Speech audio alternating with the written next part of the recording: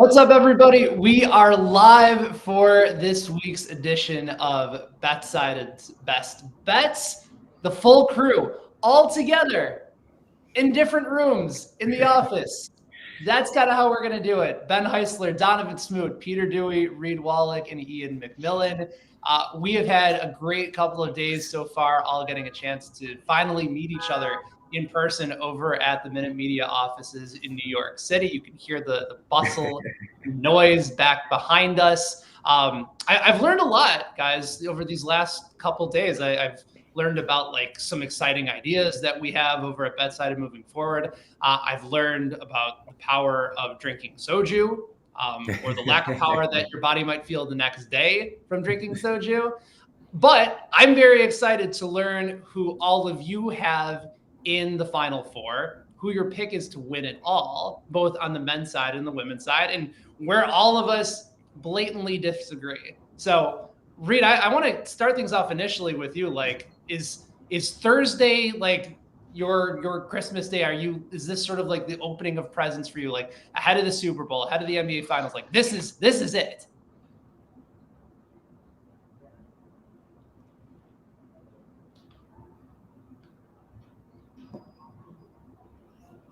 Did we lose him?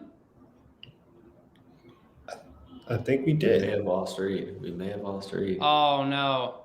Yeah. I think we lost Reed and Ian. Wow. All right. Well, we're off and that's fine. That's fine. We're off and running. We'll bring him back. Yeah, I think. Did we lose Ian? Or is Ian just hanging out? Yeah, Reed, are you back? You're back. I'm so excited that I lost my internet, but I obviously NCAA tournament Thursday, Friday, and then obviously the second round on Saturday and Sunday. It's the best weekend of the year. I told my loved ones goodbye. I'll see you next month. It is okay. Loved ones are well aware that this is busy season. This is the good time of the year for me. So I'm just pumped. I've been waiting all year. I've been covering the college scene all year. So I'm just pumped to, see how it all unfolds and see who's gone down the nets. All right. Reed, actually, by the way, our lone winner over the last couple of weeks when we were breaking down the conference tournaments, he had Arizona winning the Pac-12. Yes. Thank you for gracing us. The minus 125 chalky conference tournament winner. No problem. Right. We may have seen it coming. I think we took a few more long shots than maybe most would, but it is conference tournament season. You might as well. All right. So before we get started, and again, like Final Fours, best bets, championship winners on both the men's and women's side, all coming up in the next few minutes. But this is something that is like actually very serious to me. I fill out one bracket. Like, I'll enter several different pools, but I don't like being the guy that can celebrate if Arizona wins in one bracket and Gonzaga wins in another. Like, let's go around the horn here. So, like, Donovan, I'm going to start with you. Like, are you a one bracket guy, or I make a bracket for whatever tournament I'm entering because that gives me the greater chance to actually win one of these things? Listen, Ben, I'm a man of principle. I make one bracket. That's it, right? It's like I can't root for two different outcomes to try to. It makes no sense. It takes all the fun out of making a bracket and putting all your hopes and dreams into one bracket and trying to make it. If you make multiple and try to cover all your bases, it's weak. And so I make one bracket. The sheet of integrity. I'm with you. Exactly. What about you, Peter? So I have one winner. I will not make one bracket. I'll have one winner. So one team will be winning all of my brackets. But there's a few slight games. Like if I think maybe there's an upset, maybe a 10 seed. There's a specific 10 seed I'm looking at that's going to make the Sweet 16. I have it in one bracket. Don't have it in another. Got to give yourself a little bit of leeway. I think I'm in 3 brackets this year. So give myself, I have the one that I'm really, really confident in, and then a couple spinoffs of that. But only one winner. There's only one team that's going to win. All right, so we got 2 on sheet of integrity. Peter's sort of like on the fence a little bit. Nah, I don't know if it's not a sheet of integrity. He does There's multiple like brackets. Yeah, all right, so that's fair. So Peter is team multiple brackets with the same winner. What about you, Reed? I'm on Peter's side because I have my one like that I think is like that's how I see it. And like that, if I hit that one, then I'll start bragging to people. But like I have my other variations, like my Carnage bracket, my like one with a slight variation. I I know it's not necessarily like the most plus EV thing to do, but I like having multiple brackets because it's the most fun. But I also bet on all the games anyway. So like that's what I'm really kind of living and dying on anyway. So like the bracket, I'm trying to win big. I'm entering the big money pools. I'm trying to cash a ticket. So I might as well spice it up a little bit, get some stuff. All right, Ian, you're the tiebreaker here. Make the right decision. I do got to say, by the way, I found this before I get in this. I found this room in the office, and it's like a video game room, and there's just beanbags on the floor. I'm sitting in a beanbag chair right now. I don't think I've sat in one of these since I was a kid. It's comfortable. You can kind of see from my angle here, but I am a little nervous. I'm not going to be able to stand up when we're recording this. So. I'll come in and give you the lift up. I might need that. But I'm recently a one bracket guy. I was always multiple brackets. Last year was my first year doing just one bracket. I think it's just the way to go. I mean, especially in the first round, because the first round, it's like you're watching one game and they're like, oh, in this bracket I want this winner, but in the other bracket I want this winner. Just go one bracket. Put all your chips to the middle of the table on one bracket. Exactly. It's like in fantasy football when you have so many teams and you're like, oh, I need Derrick Henry to run for 180 yards, but he can't score a touchdown. Like, no, shut up. You're doing too much. You're doing too much. You're coming at me today. I'm in 5 fantasy leagues. That's my weekly basis is what I do. But I like the reads on my side. Get some values. Reads on my side. Peter, get some values. I will say I kind of like Reed's idea of a chaos bracket though.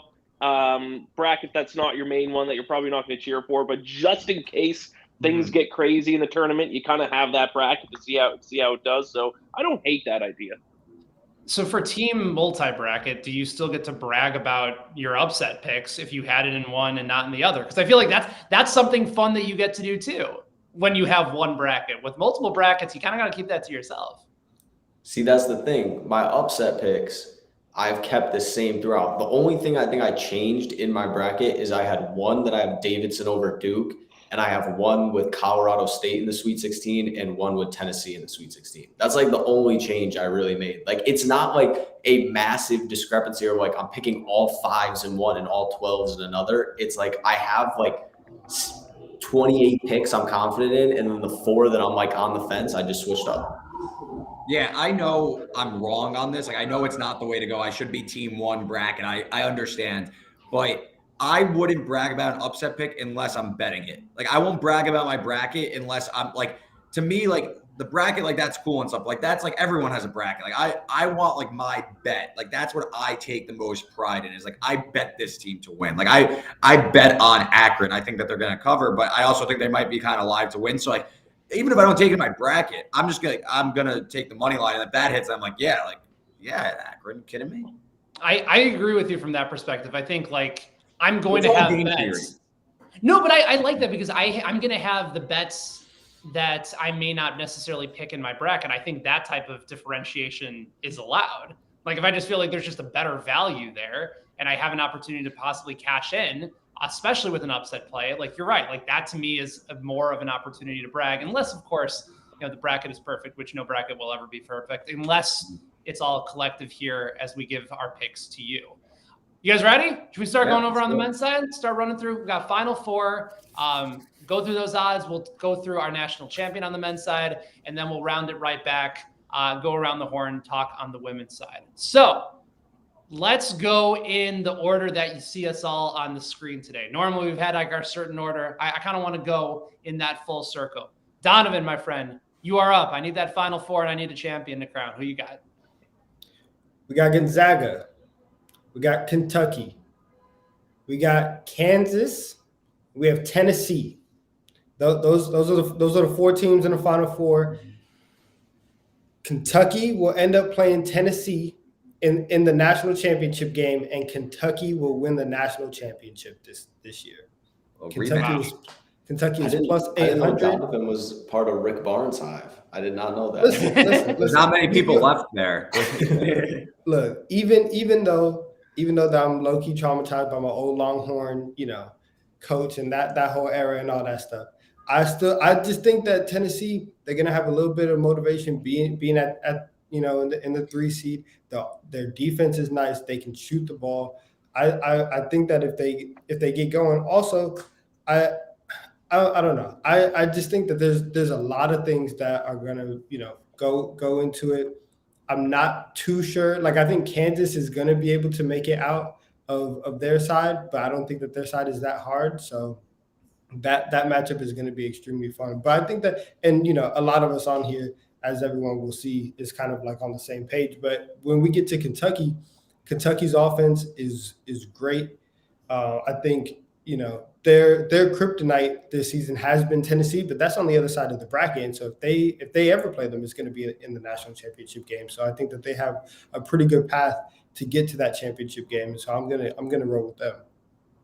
Tennessee's really interesting to me because in years past, they've been more of that offensive juggernaut type team. They will lock you down defensively this year. And like that hasn't necessarily been a Rick Barnes staple, right? Like he's typically not known for his defensive prowess as a head coach. Like, why do you think that changed this year? And like, and it sounds like you see them like being fully committed to it throughout the tournament. Yeah, I think sometimes you just have to change things up, and if you're defense and changes on defense is really, really weird because especially once you get like younger, I think with younger levels of basketball, defense is a lot on effort, and if you're able to get one specific team to buy into that, then you can run that for a long, long time. And I think that's exactly what Barnes has done this year with Tennessee's defense. And so once we start talking about, look, they come into this tournament on like a 7-game winning streak, right? It's going to be hard to extend that to a 13-game winning streak. But if you play defense, and especially in a tournament setting where all the games are already slower, if you can defend and you know how to execute on the defensive side of the ball, you're going to be good. And so Tennessee's proven that, and so I trust them. Wow, Rick Barnes going to the Final Four. They said it couldn't be done. There still might be plenty of people that still say it cannot be done. But it's a fascinating region, and I know we'll get into that a little bit further as well. But all right, so we got Kentucky 8-1 over at WinBet to go ahead and win the national championship, cut down the nets. Yes, sir. With that dynamic team. Peter, I have a feeling of where you might go, but just in case I'm wrong, do we also have a Kentucky winner here? And who's in the Final Four? Ben, you can ask me about my Cats any day of the week because, yes, Kentucky is going to win the NCAA tournament. But I'm going to tell you guys this right now. There's not going to be a 1 seed in the Final Four. I'll tell you that right now. Nice. We got Arkansas, we got Kentucky, we got Villanova, and we got Auburn. That's the Final Four. No 1 seeds. God, no way I'm going chalk this year. I think there's just too many good teams in the tournament to go chalk. Like, there's plenty of teams that can win. Arkansas, I think, is a team that peaked at the right time where they got hot towards the end of the year. They didn't finish the SEC's tournament strong, but I kind of like how they match up defensively against Gonzaga. Not sure I'm 100% sure that I'm sold on Gonzaga, so I'm going to take Arkansas there. That's like my big dark horse pick to get to the Final Four. Kentucky is I'll talk about them last because they're my championship pick. But on that other side, also not sold on Kansas. I think Auburn, Jabari Smith is arguably the best player in the country. He's probably going to be the number 1 pick of the draft. It's going to come down to their guard play, which has been extremely shaky. And it's why they've kind of slumped over the last few weeks. But I think if they can get Jabari Smith the ball in close games, nobody's going to be able to stop him. And so if Auburn can just keep things close, which they've done all season long, I think when you have in the tournament that one guy where you're just like, hey, he's better than everybody else on the floor, that's going to matter. That's why I think they get to the Final Four. Villanova, plenty of things to back Villanova, the best free throw shooting team in the country, veteran team. Jay Wright's been here before. Colin Gillespie, Justin Moore. They have an extremely solid guard and veteran core. And Arizona banged up a little bit. They lost their starting point guard in the Pac-12 tournament, depending upon when he comes back. I think that Villanova is not going to wow you with a ton of blowout wins, but they're going to get the job done. And if it comes down to a game where it's a close game, you got to make free throws. There's no better team in the country. So I like them. And then Kentucky, this one's pretty easy for me. I think the Wildcats have been the best team in the country for most of the season. They've dealt with a lot of injuries between Ty Washington, Severe Wheeler, their 2 starting guards, which has hurt them. But the big thing, Kentucky lost to Tennessee in the SEC tournament. They played the worst possible game. They shot 2 for 20 from three. Oscar Tshiebwe was in the game for less than half the game. He was in foul trouble the entire game. They lost by 7 to Tennessee in that game, and they could not have played worse. So for me, I was like, hey, if this team can compete, Kellen Grady couldn't make a shot. Everything that you could draw up for a Kentucky has gone wrong game happened. So as long as that doesn't happen again, I love that they're in Baylor's region. I don't even think Baylor gets past UCLA. UCLA is the one team that scares me for Kentucky. But I see them going easily to the final. Ty Washington's one of the better players in the country. If he's still healthy and he stays healthy, he's going to be the straw that stirs the drink for this team. And the big thing for Kentucky is they match up with everybody well. They have strong guard play. They have size inside. They have more veterans than you normally see on the John Calipari team. It's just the perfect mix for me. So give me the Wildcats. If Arkansas makes the Final Four, I'll get a tattoo of a Razorback. They're losing to Vermont in the first round, man. That's one of the most wild Final Four picks I've heard in my life. Arkansas in the Final Four is insane. Tear up your bracket now, Peter. It's over. I kind of want Arkansas to go to the Final Four now. It's happening now. I may put money on it now and just like breathe it into existence. All right. So Ian, now I have to follow up on this. Would you get the actual like hog on the back, like the Arkansas Razorback hog, or would you get a razor on the back, like a shaving razor? No, I get the hog. Okay. Lower tattoo on the back. Yeah, it might as well be a bullseye. Reed, I know you had something that you wanted to add in as well.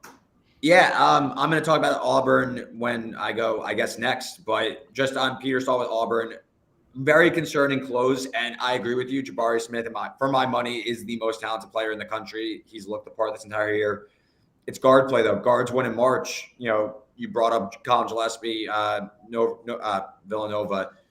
It's can Katie Johnson and Wendell Green figure it out and realize they have to give the ball to Jabari Smith to actually make a run. I'm hoping Auburn's defense still elite. It's the offense that concerns me, but obviously I'll speak on War Eagle in probably a few seconds, but I'll let Ben segue me in. Well, I think you've set it up awfully well. I also am curious about Auburn because when Reed, you and I were talking to Chris Patola, for anybody that had an opportunity to check out some of those videos, Reed and I had a great conversation with Chris Patola of ESPN. You guys can check that out over on our YouTube channel, going through some of the more intriguing matchups. Had some really, really insightful comments about a possible match between Duke and Texas Tech that I found to be really interesting. His surprise candidate for the best player in the country. A lot of really good nuggets ahead of the tournament that you're going to want to pay attention to from Chris Patola. And then Peter and I had a great opportunity to talk to Howard Megdal as well, one of the more insightful names in covering college basketball on the women's side, as well as the WNBA. So fascinating stuff. If you're looking to bet either of those tournaments, get your brackets together. Highly recommend you check them out over at BetSided's YouTube page. All right, Reed, walk us through that Final Four and the team that's cutting down the nets for you. Who you like? Yeah, I went a little bit contrarian, I guess. So not really, at least for this round. I didn't take Gonzaga to go to the Final Four. I think they actually got a terrible draw, to be honest with you. So I went Texas Tech, Kentucky, Arizona, Auburn. Arizona beats Kentucky in the national championship. That's my Final Four. That's my national champion.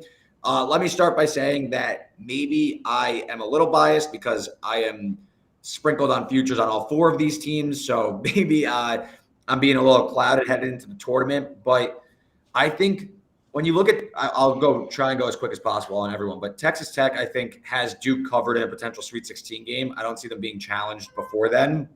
Texas Tech, #1 defense in the country. Duke is going to have no answers. They're way too undisciplined on the defensive end to keep up with a veteran Texas Tech team that, like I said, #1 defense in the country by a wide margin. Mark Adams has this team humming. They're all veterans. They are long. They can match Duke's physicality. I like Tech there. Kentucky, I think, got a pretty solid draw themselves. I know Peter kind of went deep on that. I think when healthy, Kentucky, top 2 or 3 team in the country. I wouldn't look into their SEC exit as anything predictive of a tournament failure. So I like Kentucky there. Arizona, I think their A game is the best A game in the country. They could beat any team, anyone. Of course, Kirk Kriisa, starting point guard, nasty picture of his ankle this week. So we'll see if he can play. He sprained his ankle in the Pac-12 title and Pac-12 tournament. So we'll see if Kirk Kriisa could be healthy. He's obviously important, but they were able to beat UCLA with no true point guard. So I like Arizona there. And then Auburn. I think it's going to be them versus Kansas. I still trust Auburn's defense. There was a point in time where I thought they were the best team in the country. I'll go down with the ship. I think that they got a pretty favorable draw with Wisconsin in their pod, my Badgers. An LSU team they have familiarity with, possibly in the Sweet 16. And then Kansas. I think Kansas has some injury concerns, some defensive concerns themselves. So that's my Final Four. And then Arizona, Kentucky final. I have Arizona cutting down the nets. Again, this team's interior offense and defense is unmatched. They have so much size to compete with physical front courts, but also the lane to beat backcourt. So Arizona, again, best A game in the country. Number 2 in KenPom. It fit that top 20 threshold. They have like 5 7-footers. This is the best team in the country for my money. And let's go. Let's cash a 35-1 future I have from December on Tommy Lloyd and the Cats. Big Tommy Lloyd, 35-1, first-year head coach with a very unique opportunity. First-year head coach in college basketball. He didn't come from a smaller program to be as a head coach. This is his first year ever in this position. Not to say that he doesn't have experience, but that's something that I'll get to in a little bit because that's a concern for me, despite having a dominant team and a legit coach of the year contender. So Arizona. One more point, Ben. Just one more point. I see that region. I don't even know the region. They're the South region, right? Or Midwest, whatever they are. Top right region. Arizona, top right. I think that's sneaky. Or the East. The East, even better. I was over 2. I think Taylor's in the East. Did I screw it up? You're right. Never mind. Carry on. South. So I think that's the sneaky bracket of chaos. I see there's a lot of upset bids there and a lot of vulnerable higher seeds, in my opinion. So I think that bracket could actually open up for Arizona. I think you could see when we're talking on Friday heading into the second round, wow, we have UAB and Chattanooga playing each other. That's, to me, that bracket looks ripe for some upsets. And also Tennessee and Villanova, I think Tennessee is a little overrated, to be honest. Sorry, Donovan, but Loyola Chicago, I think, is a threat to come out of that bottom half. So I think that region is ripe for some upsets. That opens the door for Arizona to get an easy path. I think Sister Jean's in a world of disappointment come Saturday or Sunday. I like Villanova to win that matchup, but we'll save that for a little bit later.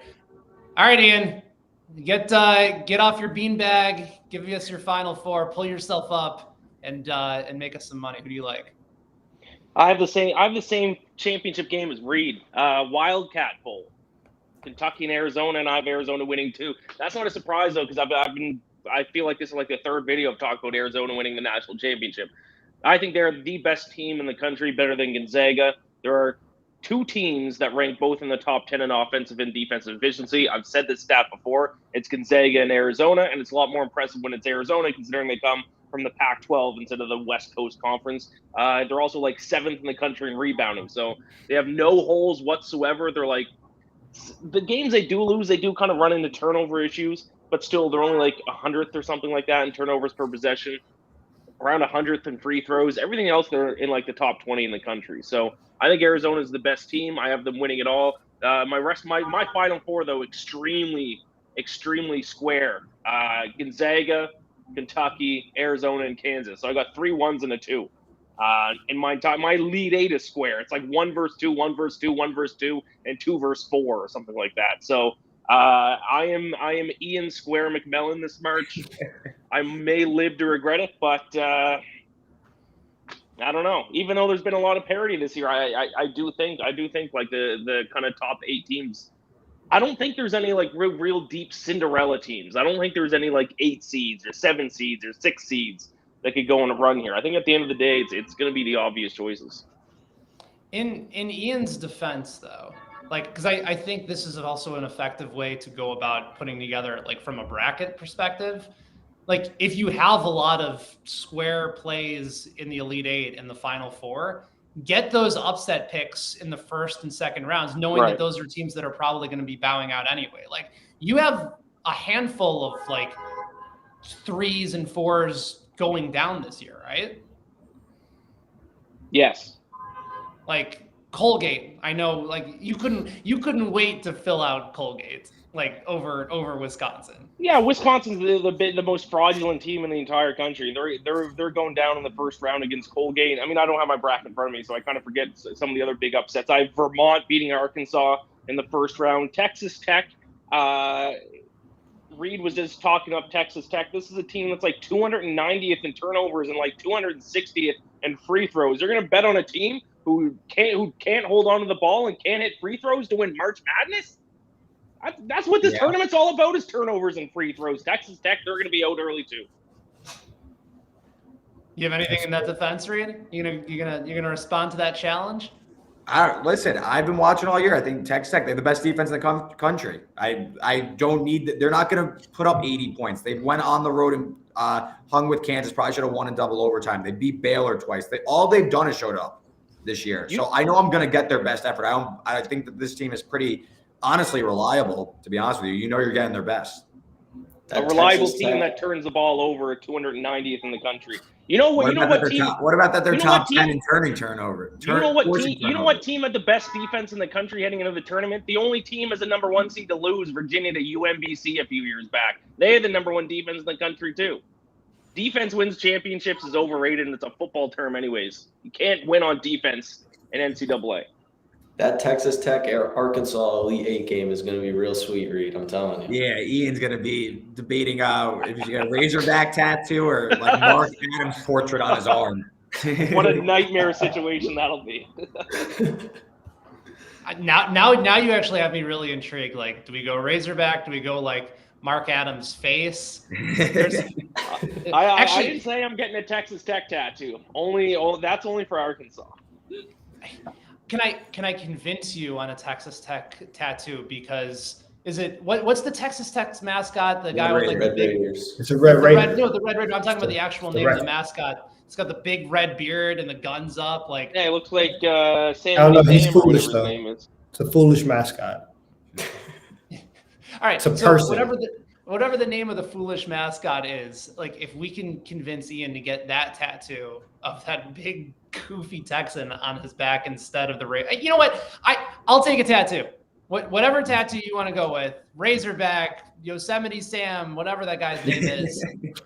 I am fully in favor of raising the stakes. And Ian brought him up. So now that's on you, big dog. Yeah. Now you got to hold yourself up to it. I never said I was getting a tattoo if Texas Tech made the Final Four. That was for Arkansas only, because Arkansas stinks. All right. Fair enough. Texas Tech is a fine team. I just don't believe in them because they turn the ball over and they can't hit free throws. Arkansas just stinks. I'm going to be the biggest. Another team I love. Also have them to go to the Final Four. Who, Arkansas? Yeah, I have a future on them. Was it like 16-1? Go to the Final Four? We'll see. Bracket didn't go our way, but we'll see. I see Gary Walker asked a question about Kurt Kriisa. I could take it. Yeah, go for it. So if Kriisa doesn't play, obviously a concern. I'm hoping he's back by the second round. Like, they probably won't need him this weekend. I don't think they're going to. They have simply too much size, in my opinion, too much skill on the outside. I mean, they played without a point guard in the Pac-12 tournament. They were able to beat UCLA. I just think they have too much firepower. So I'm not concerned right now. Obviously, it's going to be tough for them to win a national championship without him. I'm kind of hoping he's back for the Sweet 16 Elite Eight. Awesome. Yeah, all right. They just made a huge comeback against UCLA in the Pac-12 championship without a point guard. And an underrated UCLA team too. I think they're deserving of being higher than a 4 seed. So I'm not too concerned about it either. All right, you guys ready for the actual proper, correct Final Four coming from your boy? Here we go. Just go ahead and just reveal the red carpet. I too am kind of with Ian. I have a lot of chalk in this Final Four, but I think there's an opportunity to differentiate just a tad with this pick. So I still have Gonzaga coming out of the West, Kentucky out of the East as well. Really think it's a great opportunity and a good draw for the Wildcats. I have another Wildcat coming out, and that's Villanova over Arizona to go ahead and win the South. And then the Kansas Jayhawks is my team out of the Midwest. Purely Kansas is a play on just not really liking anybody in that region. Iowa can beat them, like based on how they're playing and how dominant Keegan Murray has been, especially in the second half of the season. And they're actually starting to defend a little bit as well, which is not typical. But there's also moments where Fran McCaffrey will just have a complete breakdown and the team will just let everybody else go on a run and they won't be able to stop the bleeding. And Kansas, I think, is smart enough and well coached enough to be able to make that commitment on the defensive end. But if they play in the Sweet 16, like that could be like a 90-85 type game, which would be a whole lot of fun. But I think Kansas just had from a draw perspective in the Midwest sets up very nicely. Let's talk about the actual champion here. Remember how we talked about how you can differentiate a little bit from your bracket to bets that you like? I don't think Villanova will definitively I think they're probably one of my top 2 or top 3 picks to win the championship. But from a betting perspective, I love their opportunity to get there. There's going to be some difficult matchups along the way. Like if we're really starting to take a dive into this for Villanova, Loyola Chicago is a talented team. First year, 30-year-old head coach. Similar styles of offense and defense. Villanova should be able to move past them. Then a likely matchup against Tennessee. Again, very strong defensive team, but Villanova can make enough shots to be able to get past them. And then there's the matchup against Arizona.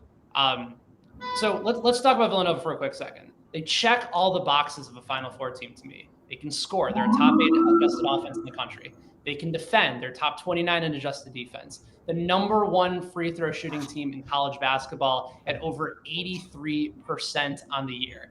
Now they're a little bit slow, like pace-wise, they're sort of in that bottom 100 of college basketball, but that doesn't bother me because these matchups against those 2 teams that I mentioned, Loyola, Chicago, it's going to be similar. That following matchup in the Sweet 16 against Tennessee, also fairly similar. And then there's Arizona. Like I know Reed and Ian, like you guys are fully bought in on their talent, and they're an incredibly talented team that like to play fast. Villanova is going to piss them off because that's just not what they're going to want to do. They're going to slow things down. They're going to be incredibly efficient on offense. Arizona has had some moments where they lapse on defense a little bit. And we're talking about a first-time ever head coach on a one-day turnaround going up against Jay Wright, who's won 2 national champions, who's been in this situation before. Like, to me, that feels like the ideal opportunity for Villanova to stun Arizona. So I think that's a team that by the time they get there, like their opportunity at 25-1 to cut down the nets, just sets up very, very well, purely from a value perspective. Like in my bracket, I'll probably have Gonzaga winning the championship. But absolutely, I look at Villanova as a team that can not only get there, but win it as well. And at 25-1, that sets up very, very well for a futures bet for me. Ben, I love the Nova pick because I think part of what we have to do in college basketball, what you would never do in like the NBA or something, is you have to bet coaches sometimes. Like that's why I joked about Rick Barnes. Like Jay Wright has been there. You know he knows what it takes. Some of these guys have been there where they've made deep tournament runs. Like that matters. Coaching matters a ton in college basketball. You're playing with, again, it's amateur guys. Like these guys don't have, and not all 9-10 guys have NBA talent. So you need to be able to put guys in the best position to succeed. There's certain coaches that just, it's year after year after year that doesn't happen. Like there's things about John Calipari, even though I took Kentucky, that scare me sometimes. But I think the fact that he has more veterans this year, good sign. Jay Wright is one of those coaches that I love in the tournament. They just know how to win basketball games. And the other thing, to go to your Nova point, something I was looking up when we were previewing the first round, Villanova, when they're supposed to win a game, they win it and they win it convincingly. Out of their last 8 or 9, I believe, first-round matchups as a 1 or 2 seed, they've won all of them by 15 or more points. Like, they are going to make sure they win games. So if they get lucky and maybe Loyola loses, like if they are favored by a good amount in these games, they're going to win. This is the way they play. So I love the pick. Yeah. And like you said, a lot of upperclassmen on the team. Colin Gillespie is a senior. Justin Moore is a junior. Jermaine Samuels is a senior. Caleb Daniels is a senior as well. Brandon Slater. Like all these guys have been there playing in that system for a long time. I know they didn't make a lot of threes in the Big East Championship game. It set Gus Johnson off. I felt bad for Gus having to watch that, but they'll be all right, I think, come tournament time. I think they'll get that figured out. Anything on the men's side that we missed out at before we dive into our national champion on the women's side? Ian, I think every single one of you has mentioned Loyola Chicago and how they're going to be a tough out for Villanova. Loyola Chicago's not getting by Ohio State in the first round. Wow. Really just setting the tone. Add to a sister Gene when they make I disagree. One of the most overrated teams. And people just think of Loyola Chicago didn't even win their regular season championship in their crap conference. They had to go on. Ohio State did. And Ohio State. Oh yeah, because we can compare the Big Ten with whatever. Where's Loyola Chicago for? What is it? Patriot League or something? Missouri Valley. And then they steamrolled. You can't even win the Missouri Valley. They steamrolled through the competition in the tournament. They won each game by like 20 plus. Congratulations. This is not the Loyola Chicago team from last year, from a handful of years ago. Ohio State, arguably one of the most underrated teams in the tournament by now. Everyone loves to hate on Ohio State. They're like 22nd in effective field goal percentage. They can shoot. They can't play defense. What about their defense? What about their defense? You only look at like one side. What about their defense? One of the worst defense in the Big Ten and the country. They're like outside the top 200. They'll just win like 100-90 against one of the best defense in the country. Huh? There's a reason why Loyola Chicago is favored. If they were one of the best defenses in the country, they wouldn't lose multiple games to Missouri Valley teams. Okay. The Missouri Valley? Missouri Valley's got some teams, Ian. They're fun. I can't argue with that. Also, Gary's back on with us. His thoughts on Villanova, and he's right. They can live by the three and die by the three. Yeah, they rank 22nd in all of college basketball in three-pointers attempts relative to their field goals. So like 46% of their overall shots are three-pointers. At the same time, like, it's still a team that can get to the basket and get inside when they need to. They still have some size. But like, I also think that that's a team that can probably adjust if they know they're not making threes early. Yes, it's a part of their game plan. But I do think that they can make some adjustments if teams are going to be just hanging out all over the perimeter. They're smart enough and a good passing team. They don't turn the ball over. So I'm not too concerned about it. He also mentions Ohio State is dealing with a lot of injuries right now. Ian, can I convince you to get a Sister Jean tattoo if Loyola Chicago makes it to the Final Four? I can't. If it happens, a lot of bets on this thing with just tattoos. Getting a hog tattoo is one thing. Getting a tattoo of an old nun is a completely different thing. So I think I'll pass on that. I think I'll stick to one tattoo. I think I've opened my mouth enough about tattoos in the show. I don't know. It would be an amazing conversation starter. You have the ultimate icebreaker. I have Sister Jean on my back. Yeah. No, I'll pass on that. That's crazy. That's all crazy. right. I think that's a perfect opportunity to transition to the women's tournament, where I think a lot of us are looking at probably the top tier teams. I think we're looking chalk in this tournament as well. So let's go back around the horn. Donovan, I'll kick things off with you. Give me your pick to cut down the nets in what's Minneapolis this year, right? Minneapolis, NCAA women's tournament. Who do you like? I like South Carolina. I'm going to be born. I'm going to take the favorite. They're plus 180 over at WinBet to cut the nets down. Look, Aaliyah Boston is nice. And she's the real deal. She's a bucket. She's 17 and 12 a night. She's leading them every single night. Listen, South Carolina is dominant on both ends of the floor. They have the fourth best scoring margin in the country. They have the fourth best defense. And on top of that, once we talk about guard play in March on the men's side, the same is true on the women's side. If you have good guards, you have good, experience in the backcourt, you can win. Zia Cook, a junior, Destiny Henderson, a senior, they're both experienced guards. If for some reason, and it won't happen, but if Aaliyah Boston gets locked up, then Cook and Henderson are going to be just fine, and they can run the offense, and everything is going to be okay.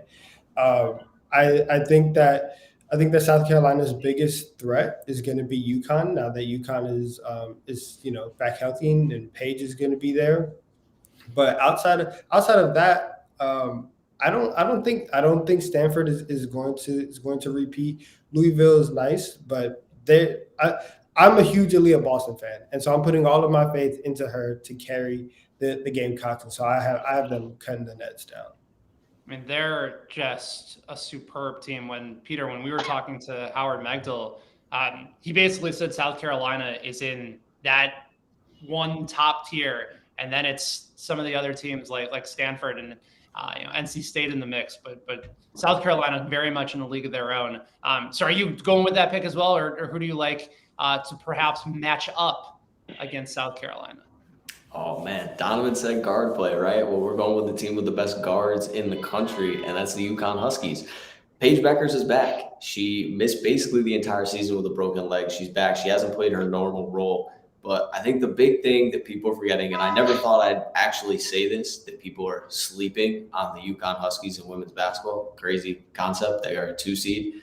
But UConn has 4 very solid guards. They have Beckers. They have Azzy Fudd, who's the #1 recruit in the country. They have Christina Williams and Avina Westbrook, who are 2 seniors, veterans. This team is hungry to get back to a Final Four, back to a championship. And when you look at them, UConn's lucked out with Paige Beckers getting hurt because it allowed other people to step up and play. Azzy Fudd was coming off the bench. She wasn't playing as much. She's now their second leading scorer. So you went from having a #1 recruit who we were struggling to find minutes for to now it's like, okay, she's here already as a freshman. And Howard brought this up, Ben, when we talked to him. This UConn team, since Paige Beckers has come back, is putting up net rating, defense rating, offensive rating numbers similar to the Brianna Stewart UConn years where they won 4 in a row. Like, that's how good this team has been. And so the reason that's happening is when you add Paige Beckers is arguably the best player in the country. You add that into a team that, despite losing their best player, was able to get a 2 seed in the NCAA tournament. And now you're adding that back in. She's going to be fresh. Yes, there's questions like, what's her workload going to be? She's been coming off the bench at points. That's very fair to consider. She doesn't need to start in probably until they go to the Final Four anyway. They're going to be able to roll through the bottom half of that bracket. And the other thing with UConn, 4th in her hoop stats rating out of all teams in the country this year. Again, without Paige Beckers. Like, you have the best guards in the country on this team. They can shoot the 3. The only concern I have with them is defensively inside with Nelson Adota. How do they hold up after her? But I think you can win this game purely on the guard play alone. They have 4 guards that they can give the ball to at any time and say, let's go get a basket. So Gino Auriemma, he knows what he's doing. I think UConn, the odds makers are noticing this too. They were plus 500. They moved to plus 325. Like, they are moving up the board. They're now second on the odds list. So definitely the last chance you have to jump in. But I think this team is destined to get the trophy back to Stores. And what a rough break, too, for the team that they'd have to beat in their region, NC State, against UConn, having to play that game likely in Bridgeport for a #1 seed. And especially as good of a team as NC State has been all year, that is a tough break for them. So, all right, so we got chalk so far on the women's side with South Carolina and UConn, 2 shortest odds over at WinBet so far. Reed, are you staying with some of the chalk teams at the top on the women's side, or are you going a little bit outside that box? 2 words: Paige buckets. I agree with everything Pete said. Nailed it on the head. Could not say it better myself. All in on UConn. It gives the excitement. There's going to be like a push that Paige is back in the lineup. I love them this year. Like Peter was saying, net rating through the roof. I know, it's only a small sample size, but I like UConn to go on another run, and I like the narrative also. I think that, the odds shifting show that there's still room to go on this team. All right, so we got another pick for UConn at plus 325. What say you, Ian? Who's that team for you this year? Let's go Cardinal. Stanford, plus 500, I believe. Undefeated in Pac-12 play. They played South Carolina earlier this season, gave them a pretty good run, only lost by 5 points. Complete team, a lot of depth, 3 players on their team that are averaging double-digit points, a 4th one right below it, 9.7 points per game. Shout out Cameron Brink. Go Stanford. I like that pick too. I like that pick so much, Ian, that I'm going to be in complete agreement with you. Go ahead and give me Stanford at plus 500 over in the women's tournament. Peter was bringing up her hoop stats, which is a fantastic resource for anybody looking to dive into some of the data when it comes to women's basketball, both for the college side as well as for the WNBA. But Stanford comes in top 3 overall rating. They are number 5 in the country in offensive efficiency. They're second behind only South Carolina in defensive efficiency. Ian brought up Cameron Brink. She's the only player in women's college basketball to average 24 plus points, 14 boards and 4 blocks per 40 minutes. That's also from her hoop stats. You have Haley Jones, who's averaging 13 and 8 per game. And this is something that it sort of took me a second to realize, like, if those two are getting double teamed inside, they can just kick it out because they have 3 starters on the Stanford team that shoot above 40% from 3-point range. Like, you have so much inside-outside versatility that you can beat anybody from any part of the court. And then defensively, they're going to be as locked in as anybody. And they also kind of play in a similar style of pace to that of Villanova. They're one of the more slower teams in the country, but they get the shots that they want. They're extremely efficient. And they also know that they're going to bruise you a little bit on the defensive side of the ball as well. And here's the other component to it with Stanford. Of all the teams in brackets, like we always talk about matchups, their walk to the Final Four of all teams, I feel like, is the easiest way to go. Maryland, the 4 seed in that region, probably their toughest out. And I know that Howard actually has Maryland going to the Final Four, and they're a really good team as well. But again, I just think they match up better against them. I think they're going to be able to get more inside looks against the Terps. And that's a team that's been up and down over the course of the season as well. But South Carolina has to deal with Iowa and Caitlin Clark. NC State's going to have to deal with UConn and Connecticut. Louisville and Baylor are likely to beat each other up if that 1 and that number 2 seed are going to match up against each other. I just think the walk for Stanford is really in an ideal spot here. Go now. Listen, Stanford, right? You said they're going to have to go through Maryland, but they're going to have to go through another team. Now, Maryland has plus 5,000 odds to win it all. They're going to have to go to another team who has plus 5,000 odds. That's the Texas Longhorns. That's right. That's what I'm saying. Hook them. We talk about betting. Ian, don't you do it. Don't you do it. Thank you, Hunter. And Hunter agrees that only Texas is scary. We talk about March. We talk about betting on coaches. I'm 100% comfortable betting on Vic Schaefer in March. And this is a Texas team that is coming off of a Big 12 championship. They finally got over their rivals, the Baylor Bears. This is different, right? They kind of hit a wall in the last couple of years of the Karen Aston era.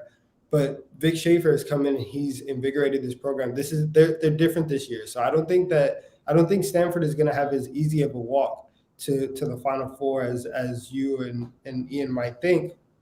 So I'm letting you know, Stanford might get upset by the 2 seed Texas Longhorns. Ian, don't you dare. Okay, listen. It's on. Let's go. We're gonna end the stream right now. Me and Ian have to talk. We got to do our 40-yard dash still, Donovan. You can't beat me. Stop it.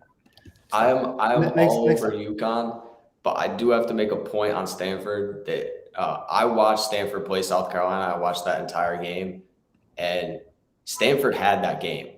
They were up big in that game, and they allowed South Carolina to go 22-7 in the third quarter. And on top of that, they turned the ball over 20 times to South Carolina's 7. They handed them that game. They ended up losing by 4. So if you talk about teams that can compete with South Carolina, Stanford can. They just can't shoot themselves in the foot the way they did that game. That was a very winnable game, and they kind of just gave it away in the second half. So if you're talking teams that can beat South Carolina, UConn, Stanford, definitely at the top of my list. Texas. All right. But I digress. It'll be fun. Like, if we're looking at that actual matchup, like the Longhorns, very good defensively too, like 8th in the country in defensive rating. Offensively, it's still very good, 24th, but you're talking about you're talking about a Stanford team that comes in 5th. There's just a little bit more matchups, but again, it's one game, it's a quick possible turnaround, and it's March. Possible. That is March. That is the beauty of it all. All right, time for us to go. Appreciate all of you guys hanging out with us. I have to go kick all these guys' asses in mini golf here in New York City. Appreciate all of you guys hanging out with us ahead of the tournament. Remember to join us, fansided.com/betsided, all the different game previews that you need. Insights, analysis, picks to win each region, instant reaction on the women's side as well. Like everything you need for the tournament, we got for you right here at BetSided. You can check us out right here on YouTube as well. If you're watching there, please make sure you give us a thumbs up and go ahead and subscribe to get lots more videos and analysis. Am I missing anything, guys? Like, I feel like we got Bet and Breakfast talking about the tournament. Like, this week, NFL free agency, March Madness, and we're going to ride that wave for you over the next several weeks. So, for my guys, Donovan, Peter, Reed, Ian, I am Ben. Shout out to Joanne, our outstanding video director, as well, for hanging out with us as well and going through 51 minutes of this nonsense. But we hope you enjoyed it as well. Until then, may all of your March Madness bets hit, and we'll see you guys again soon. Be good.